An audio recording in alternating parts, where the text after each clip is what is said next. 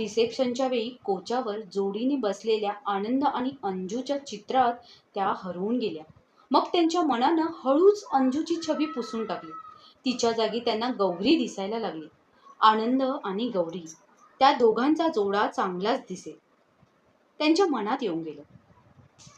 त्यांचं मन अजूनही भरकटलं असतं, पण निखिल झोपून उठला आणि त्यांनी स्वतःच्या मनाला आवरलं. त्याला चिवकाऊची गोष्ट सांगत त्यांनी त्याला दूध पाजलं.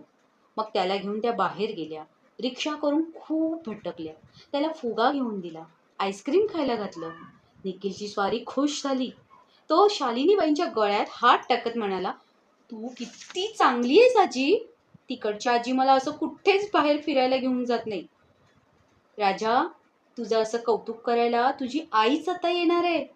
उद्या आपण जाऊ ना. तोपर्यंत ती आलीही असेल, तुझी वाट बघत असेल. डोळे पुसत शालिनीबाई म्हणाल्या, आजी, तू का रडतेस? निखिलनं त्यांना एकदम विचारलं आणि त्या म्हणाल्या, वेडा रे वेडा, मी काय रडायला लहान आहे होय तुझ्यासारखी? चल आता झोपायला, सकाळी लवकर उठायचंय ना. दुसऱ्या दिवशी सकाळीच त्या निखिलला घेऊन त्यांच्या घरी गेल्या. घरातलं वातावरण चांगलं होतं. सत्यनारायणाची पूजा चालली होती. आनंद आणि गौरी जोडीनं पूजेला बसले होते. गौरीनं सासूबाईंचा शालू नेसला होता, अंजिरी रंगाचा.